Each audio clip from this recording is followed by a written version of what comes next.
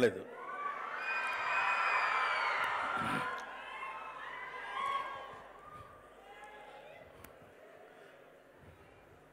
వేదికను అలంకరించిన అతిథి మహారథులందరికీ నా హృదయపూర్వకమైన నమస్కారాలు. ఈరోజు కళామందిర్ ఫౌండేషన్ వాళ్ళు నిర్వహించే 16వ వార్షికోత్సవం సందర్భంగా నేను వచ్చి ఈ సభలో పాల్గొనడానికి కారణం ఏంటంటే, ఎన్నో కార్యక్రమాలకు వెళ్తుంటాం. సేవా నిరత కలిగినటువంటి కార్యక్రమాలు కొన్నే ఉంటాయి. అందులో ఇది ఒక అద్భుతమైనటువంటి కార్యక్రమం. ప్రసాద్ గారు ఆయన వచ్చేటువంటి సంపాదనలో, ఆయన వ్యాపారపరంగా సంపాదించేటువంటి దానిలో ఎంతో కొంత పేద ప్రజలకి ప్రజాసేవ చేయాలనేటువంటి ఆలోచనతోటి ఎన్నో కార్యక్రమాలు నిర్వహిస్తూ, ముఖ్యంగా వాళ్ళ వ్యాపారానికి అభివృద్ధి అయినటువంటి చేనేత కార్యక్రమాలను ఇప్పుడే సత్కరించారు. అదే కాకుండా ఎంతోమంది బీదవాళ్ళకి, చదువుకోవడానికి శక్తి లేని వాళ్ళకి పికప్ చేసి వాళ్ళందరికీ సహాయం చేసి వాళ్ళ జీవితాల్లో వెలుగులు తీసుకొచ్చినటువంటి ఒక అద్భుతమైనటువంటి కళామందిర్ వారు నిర్వహిస్తున్నటువంటి కార్యక్రమం ఈ సేవా కార్యక్రమం. అందుకని దీనికి ప్రతి వాళ్ళు, అంటే ఒక ప్రవర్ పొద్దుటే చదివాను, నా మిత్రుడు పంపించాడు.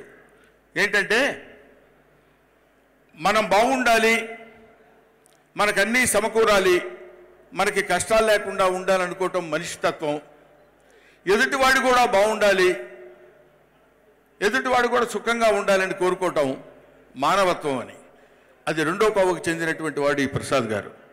కళ్యాణ్ అనేటువంటి వ్యక్తి ఈ సంస్థను పెట్టి ఇంతమందిని మొబిలైజ్ చేసి, ఎందుకంటే ఇక్కడ కూర్చున్నారు గంటా శ్రీనివాసరావు గారు, రఘురామకృష్ణరాజు గారు, ఇదిగో ఇప్పుడే వచ్చాడు మీసాల గడ్డ తిరుపతిలో ఇచ్చి వచ్చినట్టున్నాడు ఈయన.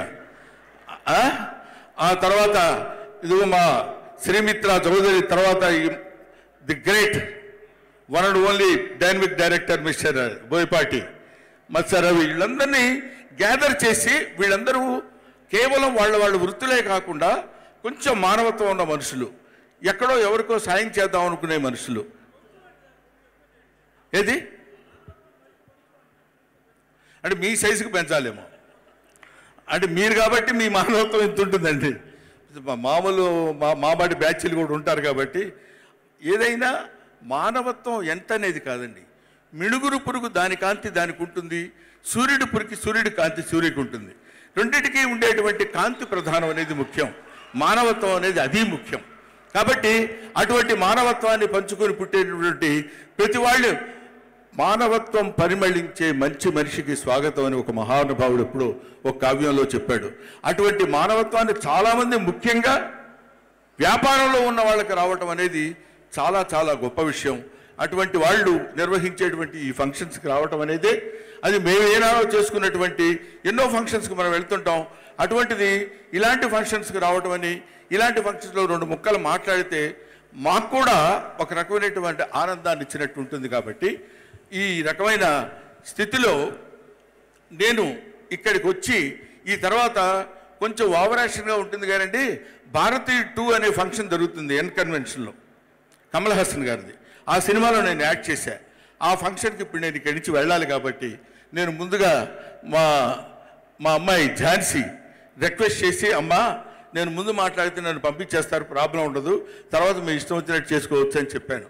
ఇక్కడ నాకు ఎదురుగా ఉన్నాడు దొడ్డ రవి. ఇతను అంటే మామూలుగా ఒక పట్టు పట్టడు, మీ అందరికీ తెలిసే ఉంటుంది. అతని గురించి తెలిసిన వాళ్ళందరికీ తెలుసు. జిడ్డు పట్టినట్టు పట్టి లాగిందాకా వదళ్ళు. మా ఇంటికి వచ్చాడు. నేను సాహిత్య మిత్రుడని తెలుసు, సాహిత్యంలో అభిమానులు ఉన్నవాడిని, అంతో ఇంతో ఇంట్రెస్ట్ ఉన్నవాడిని తెలిసి శ్రీశ్రీ జీవిత చరిత్రకు సంబంధించిన ఒక బుక్ను తీసుకొచ్చి నాకు ప్రజెంటేషన్ ఇచ్చాడు మొన్న రాత్రి.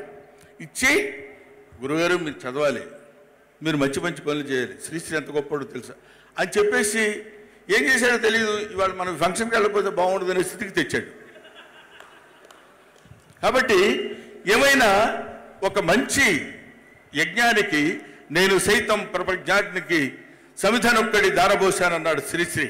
కాబట్టి ఇటువంటి మంచి కార్యక్రమాల్లో మాట్లాడి ఇటువంటి మంచి కార్యక్రమాల్లో పాల్గొనడం ఒక అదృష్టం కింద భావించి నేను ఇక్కడికి రావడం జరిగింది. Thank you very much.